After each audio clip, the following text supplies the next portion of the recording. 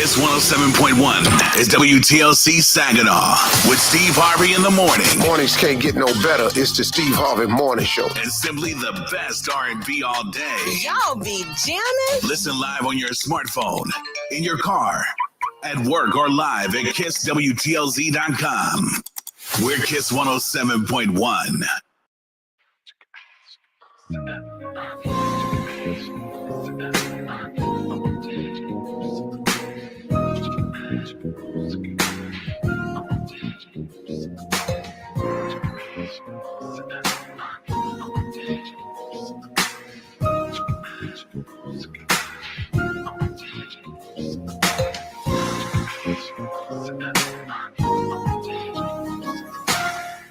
Good evening, ladies and gentlemen. Welcome to another edition of Straight Talk with Kareem Bowen.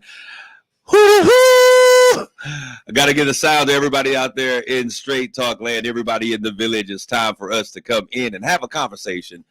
Call your cousins. You know how we do it. Call your cousins, your aunties, uncles, and your play cousins down the street. It is time for Straight Talk. My phone has been jumping on today because of the news that is taking place in our political landscape. It is time, come on in, family, to have this conversation. President Joe Biden has finally decided to take himself out of the running. I'm just going to say, be very nice, take and pass the torch. We're going to talk about that today. We are also going to talk about what's happening in our streets. We have Mr. Wesley Willis, and everyone knows him in the community. He is yet mourning the loss of his son, but we're going to have a conversation about that. Really, how do you pick up the pieces after this happens? What do you do? What is the role? There are other families that are out there. We're going to have that conversation as well. But before we get into all of this deep stuff and have these, what I think is going to be a great show today, I would love to just kind of say what's up to my producer. What's going on, Matt, a.k.a. White Soul? What up, though? What up, though? He working it out, y'all. We working with him. Hey, I'm trying. We are in here stirring up a chemistry set of our own, a cultural appropriations at its best. But we at the helm. We're mad scientists on today. Welcome to everyone who is coming into the stream. See you out there. Sharice Steele Phillips, Jeffrey Bulls. Let's get the family involved. It's time for a conversation. All right. So as we talk on today, one of the things, we're just going to get straight to it. I don't even know how to do this. I want to get straight to it. You know, the part that I love where I talk about what's on my mind. I'm trying to even think about what happened this weekend because everything now is a complete blur. As we begin to look forward, shout out to my man Jimmy Green out there in the stream. We appreciate your listenership continually. Want to give a shout out to he made me think about something. Over the past 2 weeks, the young people that I work with from the Dow Treasure Academy, they went through an intensive immersion of STEM and leadership. The leadership portion of that was done. We were blessed to be able to do it at Garber Management headquarters in their training facilities using their smart wall.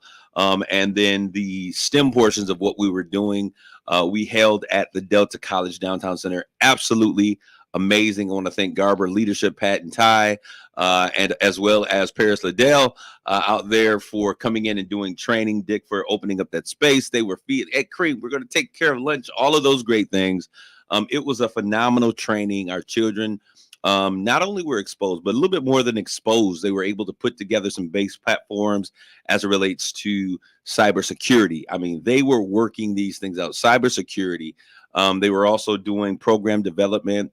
Programming and coding is a staple of what we do with Dow Treasure in that STEM component. But then they were also they created and started their platform for app development, and they came up with some amazing apps that I think have the ability to change the world. So we're going to continue that production. We want to go from concept to creation with those apps, and I'm excited about it. But let's get into the thing. So thank you for all of those. Our new CEO of the Saginaw County Chamber of Commerce, Eugene Seals, came in and he spoke with them about his journey as well as what does it take to start a business. He took them through an entire day of entrepreneurship and setting up businesses and what would it take. All right, so everyone that is out there, amazing stuff was going on out there. They were creating bots and everything else. But y'all know what we are all here for. Let's send out those text messages, those invites, let them know that Straight Talk is here. We're going to give it to you straight, no chaser, no filter. That's the way y'all like your news. I'm going to tell you, I was out to eat. We had a great day at church today. And while I was out with the family, we were eating. My phone we started getting text messages. And I'm like, oh, what's going on? And, I was sitting there. They were like, yo, Joe did it. And I'm like, oh, man, what did Joe do? I thought initially when I got my first text that, Joe hit the bucket or something. I'm like, oh, man, this is crazy. But I had to go to the news outlines and outsources, and I started looking. And I was like, wow, he stepped down. So I had to watch what he was doing. And then people were like, yo, my guy, JB, he gonna say, I guess this kind of messes up your entire show for today. Not completely, but we got to create a space for us to have this conversation. So now, since y'all in here, I need to know what y'all thinking right now. What are your thoughts about what has taken place? On last week, I shared my perspective. And I'm gonna tell you, I have been like in a sour mood as it relates to this entire voting thing. Because I'm just sitting here like, this is sad that from both parties, this is the problem of a major two-party system, that we have these individuals, once they get locked in, we have two individuals that don't aspire anybody to do anything. On one side, it inspires you to hate. The other side, it inspires you to plan for retirement and to make sure that you put people over your retirement and your life that actually care about you, and that are really concerned about you and care how you show up. Now, I'm sorry, Jill and Bo and whatever the son's name is, but the fact of the matter is this: we all saw what they saw. They had been seeing for a long time, and I told you, listen, I was like mad, like somebody needs to have a conversation with Jill. You never let your man show up like that if you care about him. Don't let your father go out there looking really geriatric. And we were all shocked, but there were advisors and cabinet folks who had been seeing this for a long time. And if you turn on, you can't listen to one source of news, but you got to listen to everything. And then you got to make a decision based upon the facts. If you're listening to the conservative stations, their whole thing is they're shook, y'all. Let me tell you, the right side of politics is shook. Let me tell you why they're shook, because they were thinking that you all were just dumb enough. When I say you all, I'm talking about you Democrats. They thought you were dumb enough to go out there and put Sleepy Joe up. Why? Because nobody was saying anything. And then there started to be dissension in the ranks.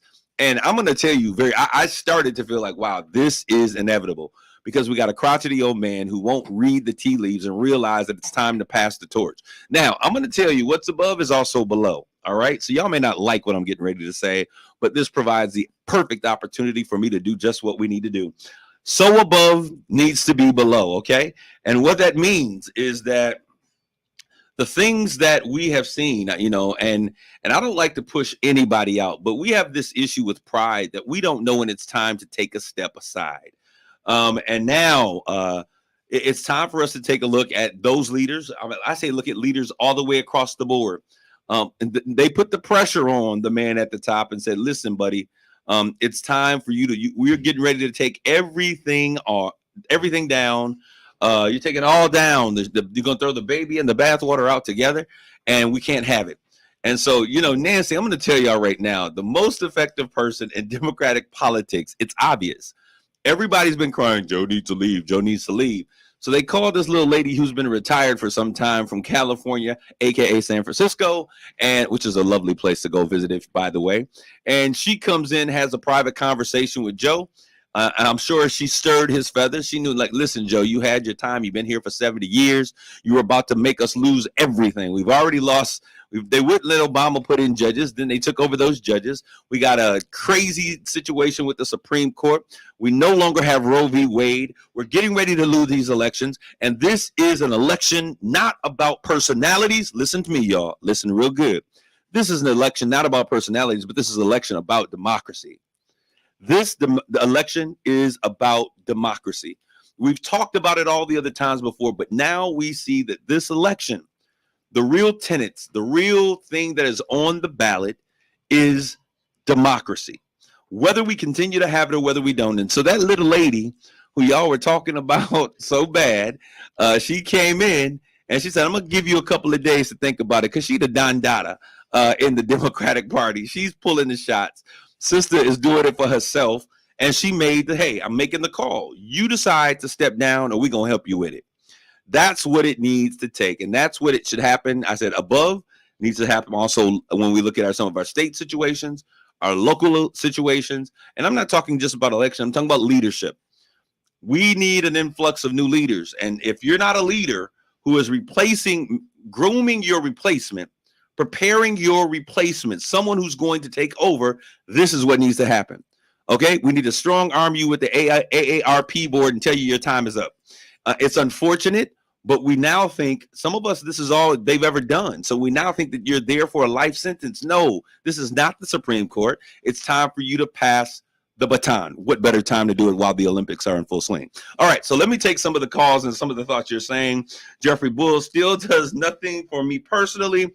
Changing the color or gender of the establishment candidate doesn't make it more palatable. That means how it tastes to the taste, how it is to the taste.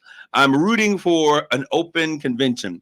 Okay, I hear you. I'm happy he stepped down, but he should have chosen someone else. There are many people who don't. Oh, we're going to talk about Auntie Kamala in just 1 second, including her. Jimmy Green, Republicans are waiting for Democrats to be Democrats and challenge Harris and further divide the party. If you challenge her at the convention, it's lights out, especially if Bernie Sanders and the progressive base do it. I'm going to tell you. Now, Jimmy, oftentimes our politics don't agree, but I'm going to tell you right there, that is absolutely true. Jeffrey Bulls will help you. All right, so let me tell you what's going on, and I think y'all need to look at this realistically. This ain't over. This is only the beginning, and what Mr. Green just described is: are we going to move together collectively, cohesively as a team, or is there going to be mutiny? Or are we going to cry mutiny in the Democratic Party? Is that what you're going to do? So when we look at this, I'm going to say this. And to all of my AKAs out there who are like, hey, she's going to run for president. Joe Biden has now given her his endorsement. Hold up. That was a skid mark, not a ski-wee. All right. Time out. Because the fact of the matter is, you have to look at the data. You have to look at the numbers. She was never someone that I was extremely excited about. As a matter of fact, I forgot all about her because Joe Biden never let her come out the closet. I'm not talking about that closet, not the proverbial closet. He never allowed her to be seen, is what I'm saying. You never saw her anywhere. She disappeared. She helped get the black women to vote for him, and she disappeared. Let's call it what it was. Because Joe was mad about how he was with his vice presidency with Barack Obama, and he felt like Barack should have endorsed him and did all these things. If you remember and you go back, Joe told us that he was going to run one time and then step aside. But dude, he got in there, and I'm going to tell you, absolute power corrupts absolutely. And now I'm the only one who can beat Donald Trump. Like, dude, like what is in your infamil? I don't understand why people aren't saying this. But anyway, we're going to stick it. I'm going to be cool. We're going to keep it clean and get to the point. We need to realize that this is not over, because now we have a Kamala Harris problem. And the Kamala Harris problem looks like this. Black folk resurrected. Black folks resurrected Joe Biden's campaign. Let's be real. Joe Biden would have not been president had it not been for James Clyburn, had it not been for him saying, we know Joe, Joe knows us. And Black America, and particularly the Stacey Abrams of the world, who changed the game by saying, listen, I figured this out. The way that you beat the Republicans is to get everybody under every rock. Roscoe, Uncle Peaches, y'all all got an Uncle Peaches. Everybody out there, you need to get everybody to the polls and get them to vote. So shout out to Cap and pastors and the community that's out there making souls to the polls happen. Because what you need to do in order to win this election is to get people early voting. They were not ready for Sister Stacey Abrams, and I hope that you have not forgotten what she did by mobilizing a community, by giving spirit and inspiration, by breathing life into a community that had never, and giving them something to aspire to. What we've been missing in this election is inspiration, excitement, something that would make people want to go to the polls. Now, I'm going to tell you, right now, everybody's excited. Black women in their pink and green are writing letters right now of support for Kamala Harris. However, the thing is, if you look at the polling, and polling will change, you put her out there, she does abysmal. She's worse off than he does. Nobody knows who she is, so we put money after her. So there's a problem. You can't put someone in front of Kamala without the women who supported her and the community that supported her being upset. You want us, because we have a local election that's very simple, looks like this. You want us to take a backseat to a ride that we've been buying tickets for all of this time. And now, since we are at the front of the line, you want to tell us that we need to go a few steps back and let somebody else have cuts? There is a real problem, and the Democrats are still so if you're excited, be excited that Joe is going to be okay. And that's one of the things. Joe, I've always has issues with his record, the 94 crime bill, the incarceration of black men. There's a whole bunch of things that if you were a real black brother or sister that you would really look at, because there's some things that he did that look like what number 45 did. So those are things. But I'm going to tell you, I was struggling with the idea of who I'm going to vote for. And let me tell y'all what I came up with this weekend. All right. Let me look at this. All of the money that they've raised is gone. It only passes to Biden-Harris ticket. There you go. That's a problem. So folks looking at other people, that money is, she gonna be y'all gonna have her on BET Plus making commercials where she can get free time. For reference, I'm not a Dem, so they will probably coalesce around her. I just don't like the choice. I understand that. Mr. Bulls have no choice. They have no choice. You're a short 4 months away, and you're still wasted 6. It's too late. It's too late. You said infamil. Oh, my bad. I guess that's my bad. Christopher Cruda, the best thing Joe did for this country was step down. Now, let me talk to y'all for just one hot second, all right? I need to say this to y'all. For the majority of blacks, because most blacks are Democrats, I know they've been showing all these pictures of black men. They've been pulling them wherever they can, and they're saying that there's going to be this. Come on. Y'all saw what happened. Y'all saw that Tim Scott, the only black man on the Republican Party that has sacrificed himself. He's mutinized himself by kissing the ring of Donald Trump, and then they pushed him aside once they were able to use him. We saw who the vice president was, somebody who is just like Donald Trump. Come on, y'all. Game recognized game. A leopard's never going to change his spots. It's never going to happen. That is a leopard with spots, right? Yeah. A leopard's never going to change his spots. So, I mean, when we look at J.D. Vance, he is Donald Trump Jr. They're looking for somebody to push the MAGA movement. A black man at the top of the MAGA movement don't work that way, because the MAGA movement, in my opinion, and in many of my Republican brothers and sisters, is a racist movement. And so when we talk about what needs to take place, hear me out really quickly. We need to make sure that we do this. We need to understand that this is not a personality-driven vote. For the first time, yes, the powers that be, the situationistics of the moment now play out that this is not about your candidate. It's not about Joe Biden. It's not about Kamala Harris. It's not about Hakeem Jeffries. It's not about number 45. It is about the safety and the future of democracy. And I don't say that to scare anybody. I would never buy into that before, but I'm going to tell you right now. And I heard before me, Joyce Harvin with Community Connections was talking about Project 2025. And what I've read so far, and I'm going to spend this week reading, I'm actually going to read all 900 and some pages, and I'm going to come back to you all. I'm going to give you the cliff notes to what's going on with Project 2025. But what I've read so far with the total disbandment of public education, I mean, when I looked at what was going on and started looking at some of the key areas and just kind of taking snapshots, this is about whether you want to be in 2042 in the future, we're moving forward, or this is about if we're going back to 1907. And so we have to make sure that what you do is you vote, and you vote early. And I'm going to tell you, I'm never a person. I'm not a Democrat or a Republican. I tell you, I'm an independent. And I honestly was at a point where I was like, I don't even know if I can stomach the vote for either one of these individuals. So maybe I'll stay home. I'm going to tell you, honestly, in my mind, that's where I was.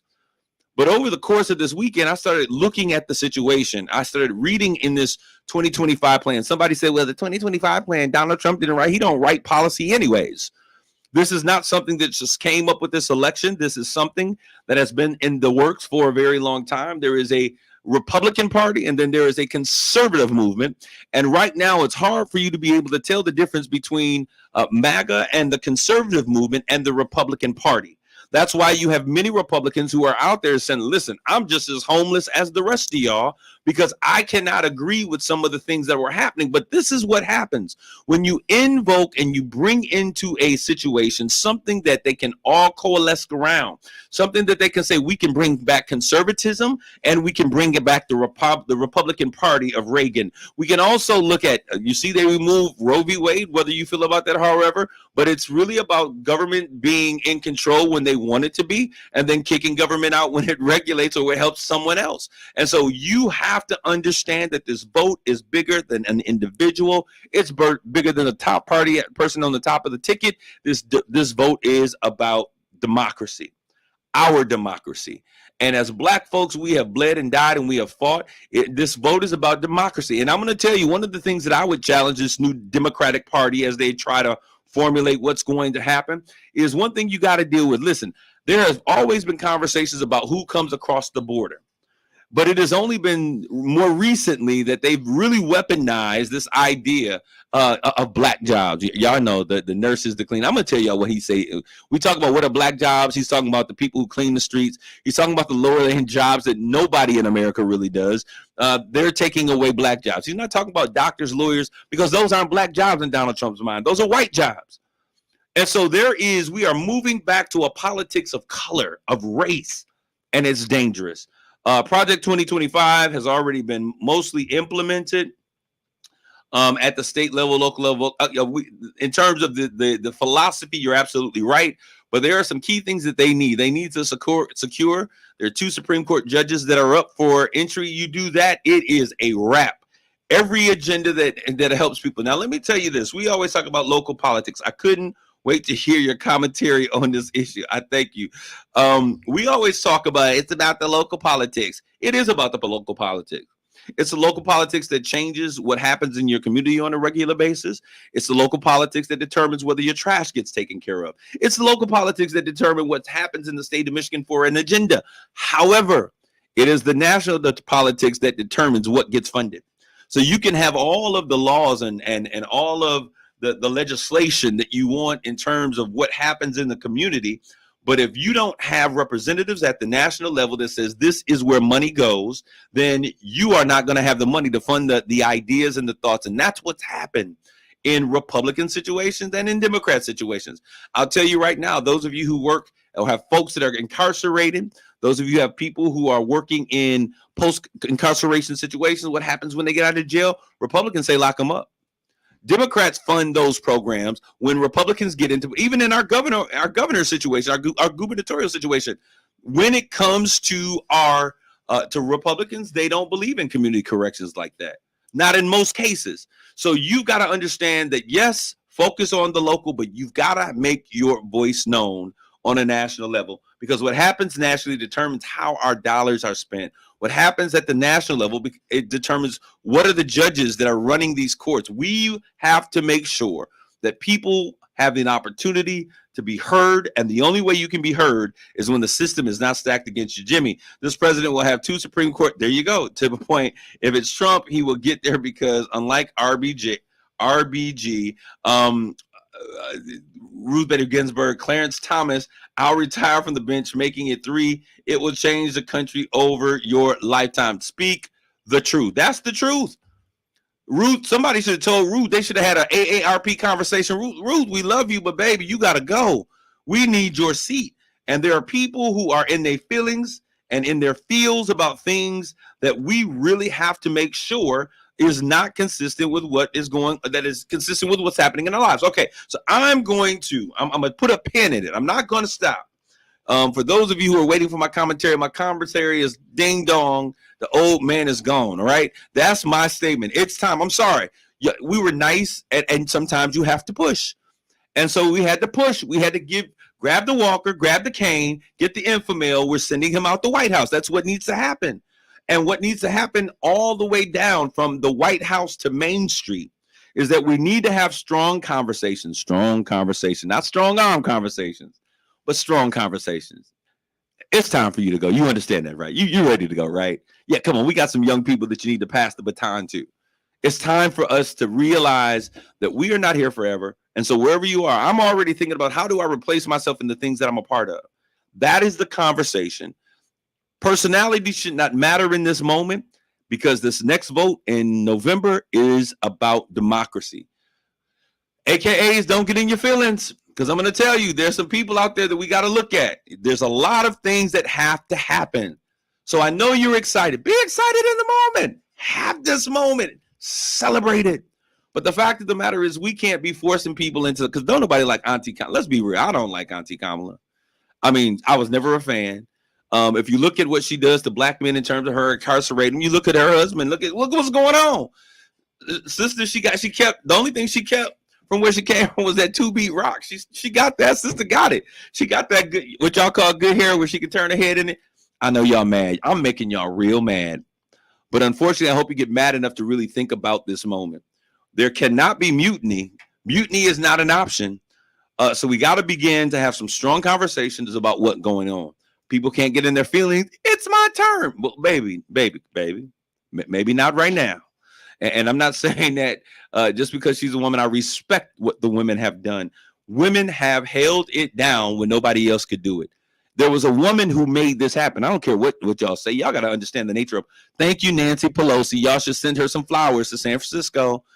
Check on her husband. Make sure he's recovered fully because she is the reason why this happened. She is the stronghold that's pulling the strings. And so we need to make sure, hey, folks, we got to vote. Get out in the early vote. Souls to the polls. Let's put that information out there. Get out and vote. Vote early. Do your early voting because I'm going to tell you, they are doing after the last election. There were I remember like 6 months in, there were 40 different policy changes that affected the vote. They don't want you to vote. They can do a whole bunch of things. They can close doors, but what they cannot do is stop your vote. Your vote, black folks, white folks, brown, yellow, Americans, is the most important thing that is necessary to make change happen. And this year, democracy is on the ballot. And there's only one person, well, I shouldn't say one person. There's only one platform or people that are voting for that. And it's not the Trumplican Party. And I can say that and not talk about Republicans because Republicans are being strong-held by the Donald Trump policies as well. They don't like it, but they'd rather be in power than they would rather than what's good for the American people. All right, I got to take a quick break. These 2 Sundays, get those souls to the polls. These next 2 Sundays, souls to the polls. Everybody say it. Souls to the polls. Souls to the polls. Next 2 Sunday. All right, get to the polls with your vote. Let's get these early voting done. Let's get it done quick. Let's get it fast. Let's get it done early. I got to take a break. When we come back, we're going to talk about something that is so vitally important. I got my man Wesley Willis, his tongue twister, in the studio with me. We're going to talk about what happens after you lose a child to gun violence. We're going to talk about what his road to recovery, to some sense of normalcy has been. It's going to be an impactful conversation. Let's make this happen. Stick, stay, don't go away. We'll be back with more Straight Talk. You're listening to Straight Talk with Kareem Bowen on KISS 107.1. Hey, Mid-Michigan, celebrate freedom. Celebrate huge savings with 0% financing and no payments till October during the summer sales event at Showcase Mitsubishi Bay City. Showcase Mitsubishi Bay City makes buying a new Mitsubishi fast, fun, and easy. Still making payments on your current car and you want out? We'll pay big money for your trade and get up to $2,000 in trade-in assistance so you can drive home a new Mitsubishi for a lot less. Like an all-wheel drive 24 Outlander SE, plug-in hybrid with third-row seating for just $345 a month with $2,000 in bonus cash, 2 years free maintenance, and the Showcase Mitsubishi 10-year, 100,000-mile warranty. Plus, with our all-new credit builder program at Showcase Mitsubishi Bay City, our finance team will work hard to get you pre-approved right now at showcasemitsubishi.com with no effect on your credit score. We can help you save more in 2024 at Showcase Mitsubishi Bay City. 0 APR for 48 months is $20.83 per thousand finance. 36 months, 10,000 miles per year lease with $43.40 US plus state and dealer fees. Includes $6,200 AV lease, customer cash, 0 security deposit with approved credit on select models. Offers not combined. Cashback is not available on gas in New Jersey and Wisconsin. $5,000. That's the average amount of money people in the U.S. are now spending on gas in a year. $5,000. That's crazy. If you drive, you have to download Upside, the free app that gives you cash back every time you get gas. That's right. You can earn real cash back with Upside just by buying the gas you're already buying. You can literally start earning cash back today. I use Upside every time I fill up, and I've already made around $300. You're putting gas in your car anyway. Why not get real cash back? If you like free money, download Upside. I'm saving the cash I earn from using Upside to help pay for a vacation later this year. Download the free Upside app now to earn cash back every time you buy gas. Use promo code WAVE to get an extra 25 cents per gallon on your first tank. You can cash out anytime right to your bank, PayPal, or a gift card for Amazon and other brands. Just download the free Upside app and use promo code WAVE for a 25 cents per gallon bonus on your first tank. That's code WAVE for a 25 cents per gallon bonus. Save big money in outdoor storage solutions now at Menards. Suncast sheds are perfect for storing toys, long-handled tools, and yard equipment. These sheds feature low-maintenance construction, easy assembly, and include a 10-year warranty. Save big money on Suncast storage sheds at Menards, America's #1 home improvement retailer for customer satisfaction, according to J.D. Power. For J.D. Power 2024 award information, visit jdpower.com/awards. Save big money at Menards.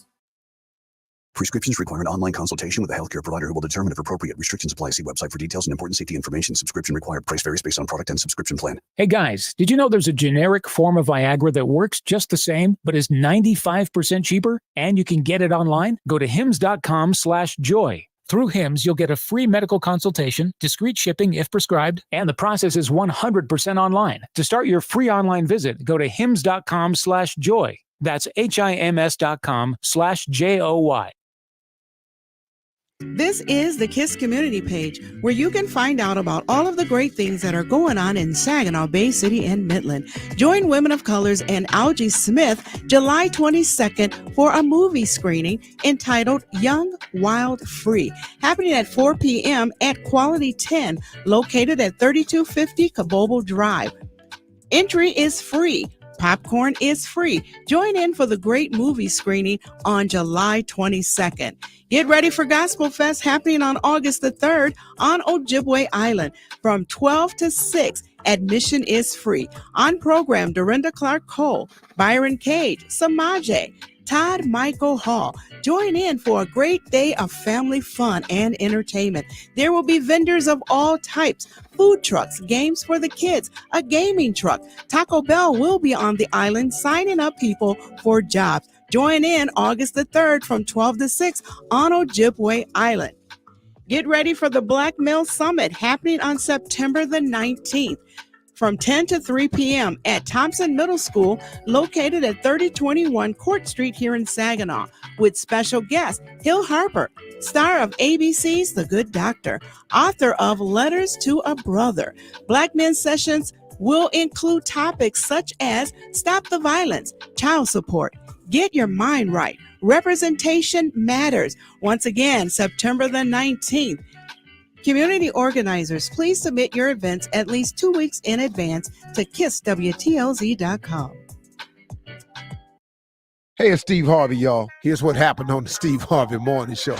Would you rather brush your teeth with garlic for a year, or would you rather use spicy toilet paper for a week? I'm going to go on and brush my teeth with this garlic for a week and let y'all deal with it. I'm not going to be in here suffering by myself.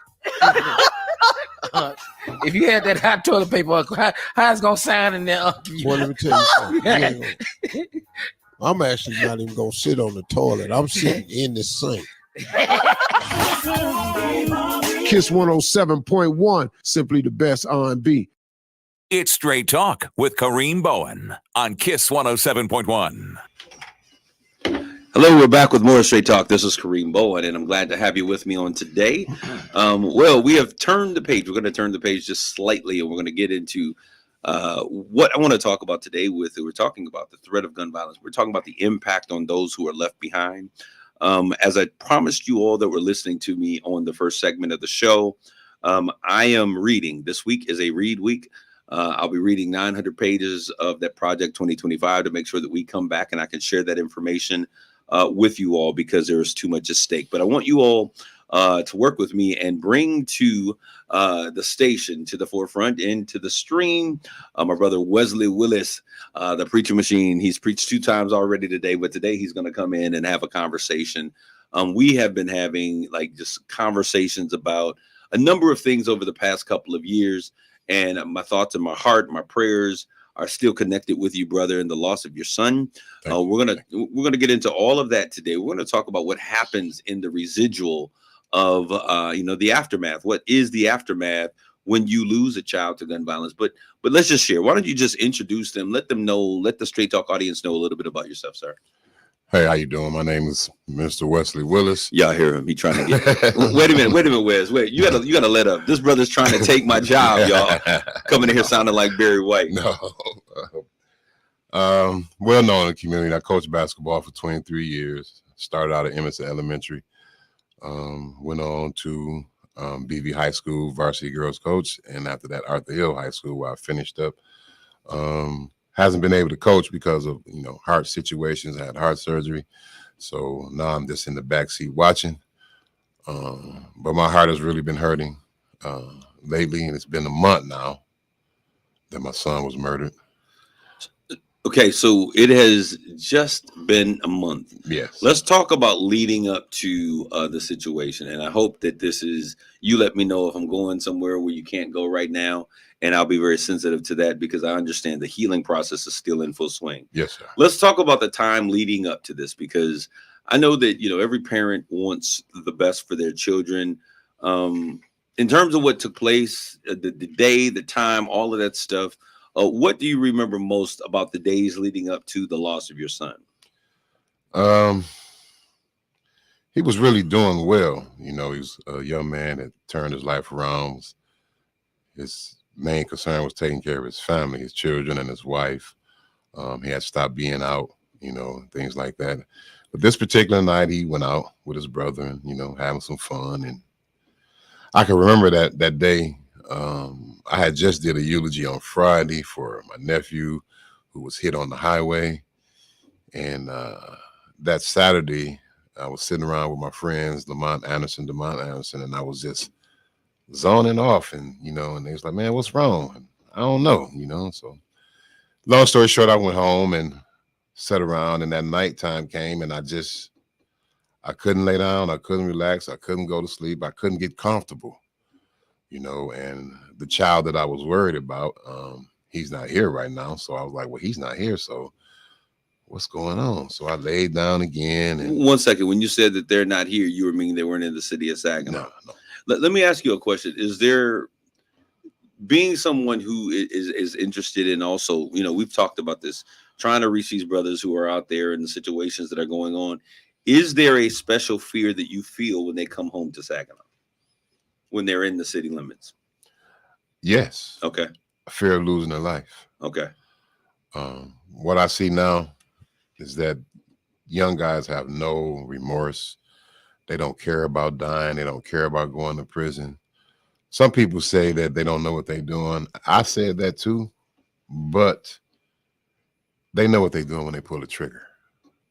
I've always said you can't pull the trigger and then call the bullet back.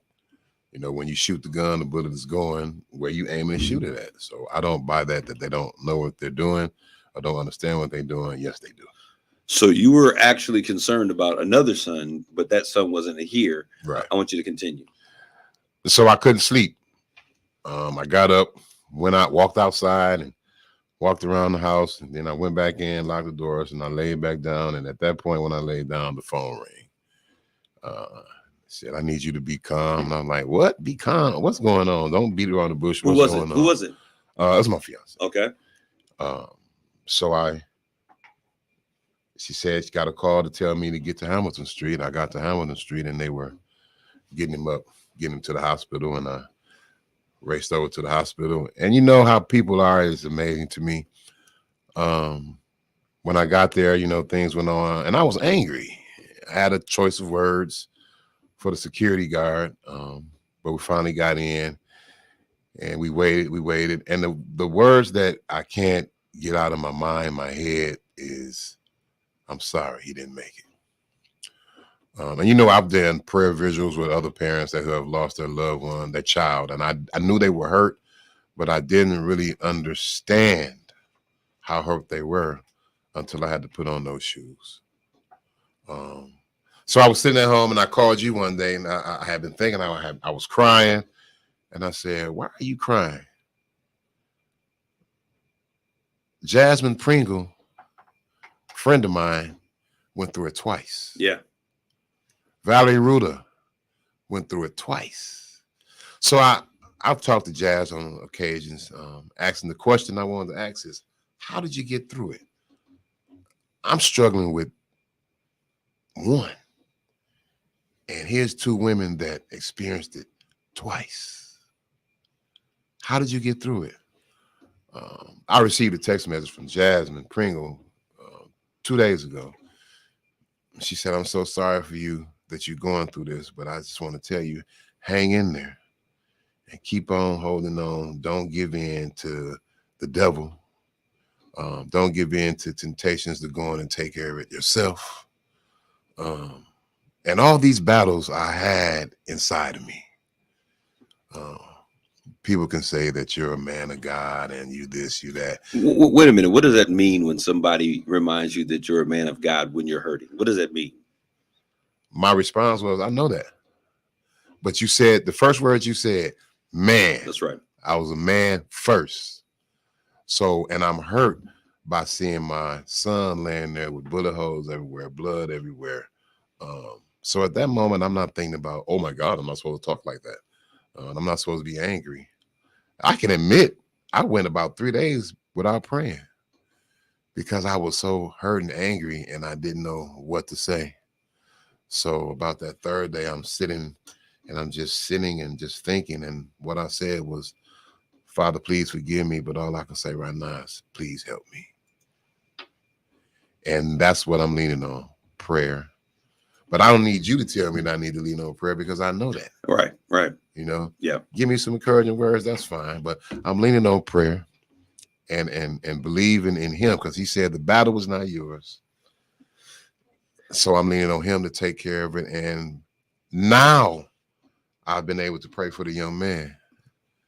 Okay. I wanna take a look at something. In the moment, you said the words that you would never forget was when they said, "I'm sorry, he didn't make it."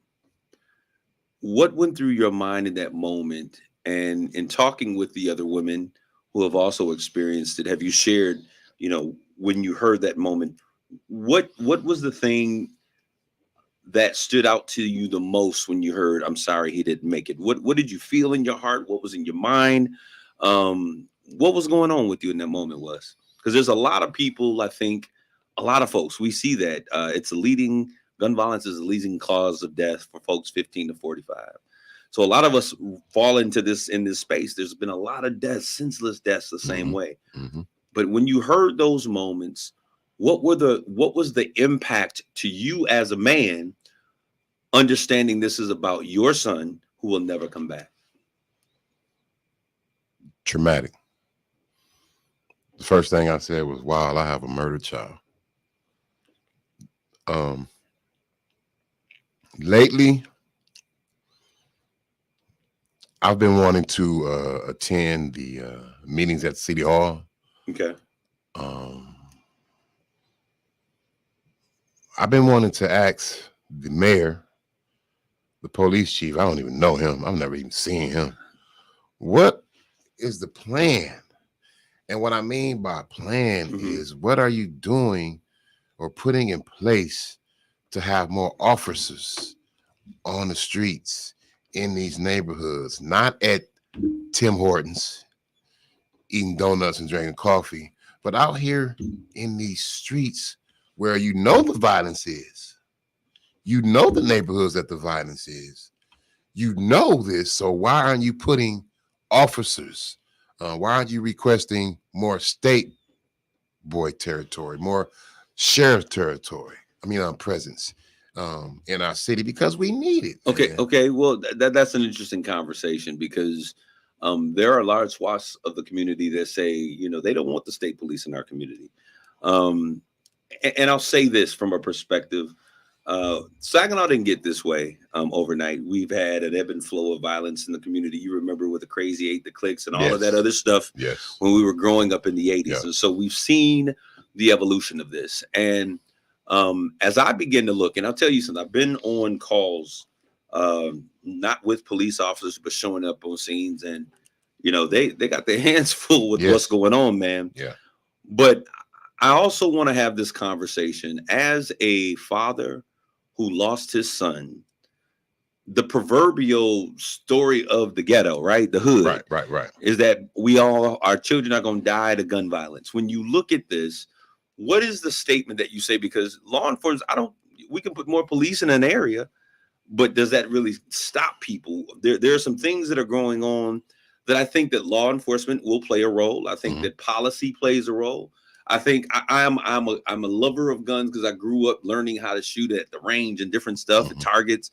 But I also understand common sense gun legislation. There's some things that have to take place in terms of how we protect our kids with how we go to the ballot. We were talking about the ballot on the first point, the things that we push for legislation. But then there's also a conversation, and I'm curious, what role do you think that parents and community play in curbing the issues that we're dealing with as it relates to the violence in our communities? Well, that's a tough one. Because you can have a child that has the upbringing at home, the discipline at home, the teaching at home. But once that child gets out in the community around other individuals their age or older, are they mentally strong enough to not fall to the temptations or the peer pressure that the other individuals put on them to fit in? My son, Wesley Jr., was an awesome basketball player, but he wasn't strong enough to not fall to the temptations and fall to the ones that wanted him to fit in. Yeah. And so those are some of the problems. And then I had an instructor back when I graduated from high school. We all know him, Willie Thompson. Mm-hmm. And this is what he told us in our psychiatry class. He said that this century will be like this. He said, you have babies having babies going to be growing up. You have alcohol fetal syndrome babies growing up. You have crack babies growing up at that time. And he said, those things are going to affect our community. And rest his soul, I don't know how he knew that, but it's exactly how it is. I told the people in the church today, I don't even own a gun. Mm-hmm. I don't even carry a gun. I've never been a gun toter. I carried a gun one time and I got shot. And then I drove myself to the hospital, and the police, I woke up handcuffed to the bed. And once I went to jail and everything, the Detective Osterman, he dismissed the charges because I had never been in trouble. Right. So I caught a break. So I've never been interested in guns, but it's just now these days, the young people,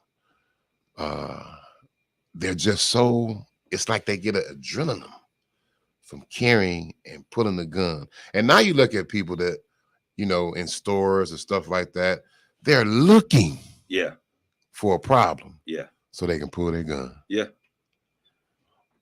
My son went in the store, didn't even have a chance when he came out. We're going to stop right there. And when we come back, we're going to kind of delve into how you see the future moving forward and what you think is necessary so that someone else's son doesn't end up like your son. We're going to take a quick commercial break. We'll be back with more of Straight Talk. At Progressive, we know there's a lot of things you can track. Steps, calories, heart rate, your pet steps, screen time, the whereabouts of your favorite celebrity, how long you slept, how long you didn't sleep, how long you thought about sleeping, how long you thought about sleeping. But none of these things could save you money, unlike Snapshot from Progressive, which customizes your rate based on how and how much you drive. It's much better for your bottom line than tracking your Cocker Spaniel's resting heart rate. So download the Progressive app today. Progressive Casualty Insurance Company and Affiliates. Snapshot not available in California or from all agents. Surcharge possible for unsafe driving. Cannonball! Splish splash, Mid-Michigan. Are you underwater in your old ride? Ryan Wasik here for Bell Wasik GMC Buick, your only local Buick dealer and home of the lifetime warranty. If you're going off the deep end in a car you hate, bring it to me, and I'll give you up to $5,000 more than Kelley Blue Book value, based on the price of the car you pick. At Bell Wasik GMC Buick, we're all about affordability. Treading water in your old ride, even if you owe more than it's worth. My trade payoff assistance program is like a life raft. We help you get way more for your old ride and drive a nicer, newer car you love. My For the People trade-in process swims upstream. So if you're sinking in a car that's stinking, bring it to me. And you can get up to $5,000 more than Kelley Blue Book value, based on the price of the car you dive into. But hurry, a deal this good will dry up soon. I'm Ryan Wasik, and I'm your dealer for the people. See all the cars at RyanApproved.com. That's RyanApproved.com. Credit requires bank approval. Negative equity may be refinanced. Kelley Blue Book is a registered trademark of the Kelley Blue Book Incorporated. Offer absolutely ends July 31st, 2024. Listen to this station anytime, anywhere on Odyssey. Odyssey is your new audio home for all the music, news, sports, and podcasts that matter to you. Odyssey. That's AUDACY. It's Straight Talk with Kareem Bowen on KISS 107.1. This is Kareem, and we're back with Brother Wesley Willis here, and we're sharing his story of his personal impact of gun violence and losing his son. It is, I think, a very amazing conversation. I want to thank you for coming in and sharing your story. Yes, thank you. I know that you have been really working with some of the women who have also experienced this gun violence, and it's interesting because we don't often get conversations with men. We always hear from the mothers, but you've been leaning on them for support and just kind of helping each other through it. We understand that grief is a rough thing to deal with. You were talking about earlier about how people were like, well, you a man of God. That means nothing when the man is broken. And so understanding that there's a process of healing and there's a dark space, I'm sure that you've experienced for a very long time as you continue through this healing process. Let's talk about coming out of that darkness and when you began to see some semblance of life that, hey, I can do it. I got to push forward. What was going on and how did you get to that place? Because there's someone else out there that may not be because of violence, but depression is a real situation. So let's share with them exactly your experience and how you were able to pull yourself out of this thing to get where you are today. Prayer. I was really falling into depression when I realized that depression is the devil. I cried, and I still cry. I've had to leave church because I just couldn't get it together because I'm hurting. This, and I'm not the only one, but my child didn't die from an illness, car accident, or something like that. He was actually murdered. So to be honest with you, the first thing that came to my mind was revenge. Mm-hmm. Because now I want this parent to feel what I'm feeling of losing my child. My child is gone and your child is walking around bragging, making videos in the mall about how he turning up. But I had to realize that those grandkids I have, they need me. They're going to need me and they're leaning on me. So I began to see the light at the tunnel with them. Like for instance, last night, my daughter-in-law called me. She said, Pops, your grandkids asking me where you at. They want to see you. It's 9:00 at night. Bring them here. And they came and jumped out the car. Pawpaw, that lets me know right there that I got to be strong. So what started to turn or pull or create a sense of light for you to get out of this dark space was remembering the things that were left that mattered. Yes. Okay. So I think that's very important. And I think that the way the process of those who are grief counselors would say is that you found something to live for. Yeah. Yes. Yes. What happened? How did you finally get the anger? How did you move from anger to now a sense of purpose as we look at some of the conversations that we've had? How do you manage the anger? Because I could imagine being so angry so hard for a long time. But how did you find yourself? And is anger still a part of how you're operating, even though you're seeing something greater? Kareem, I'm still angry. Okay. I'm still very, very angry. I still have trouble sleeping at night. I still don't eat like I should. That's going to take time. But knowing that, like I said, I have to be here for those grandkids, and I have my own kids, still. Right. My daughter-in-law is pregnant. She has that baby in a couple months. So, her mom is her rock, is there. But as my son's father and my grandkids' grandfather, and I know how much they're leaning on me, I have to put my feelings aside, and I deal with my feelings in private. Let me ask you this question, bro. What are we missing? What is the community missing in terms of what those who have lost someone that, a child, a grandchild to violence?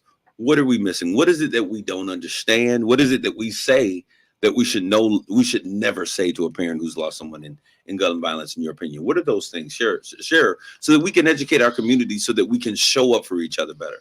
One thing that I don't like hearing, and I don't really say that, it's going to be all right. Of course, one day, God's going to make it all right. But right now, this is a situation that we got to deal with. And one thing I think that we don't have mentors that we used to have. I grew up with Mr. Redeemer, Tyrone at the Civitan, Zolo at First Ward, and Fred Harvey. He's still working with kids. We grew up with mentors, and we had men. And the number one thing I always talk about is we had Big Ma. Yeah. Now you don't have Big Ma. You got Gigi, and some of them call them by name. Grandma. Yeah. We had those grandmas that were strong and powerful, and those grandfathers that were strong, uncles that were strong. But now we don't have that. You know what? And it's not that so much about they were strong in terms of their love for us, right? Right. And what was so amazing about those times is that those grandparents, we didn't want to disappoint them. Right.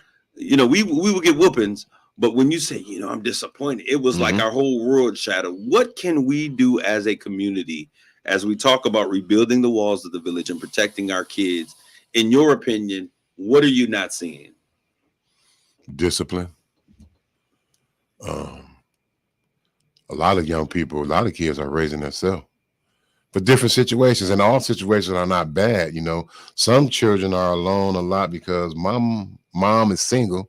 She's working. Some in cases working 2 jobs.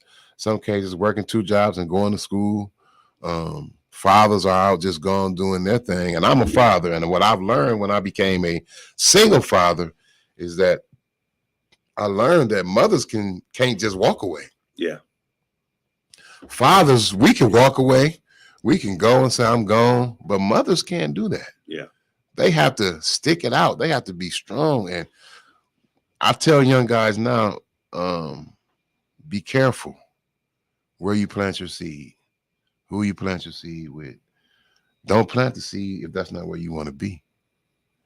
Because in the end result, when we have this child and we decide that, I don't want to be here no more now. Now mom is stuck with that responsibility, and now we're gone and we're turned to another situation, and we're not even paying attention to this situation anymore. So now we made another situation, and now we moved on from that situation to another situation, and now we've just created a trail, and they're not getting what they need from their father.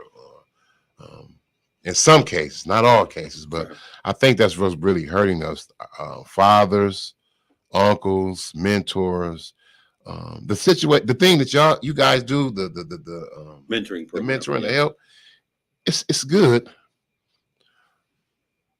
but are all the men in it for the same reason you're in it? That's a good question. To help save the young man. Because it's not about pictures, it's not about videos, it's not about press cameras, but we've got to really begin to do that work. We're going to have to take a pin right now, but we're not done with your story. As a matter of fact, we're going to try to see if we can encourage some of the other people that are part of your group to share their stories and to come in and just as an homage to their children, to keep them alive, their stories alive.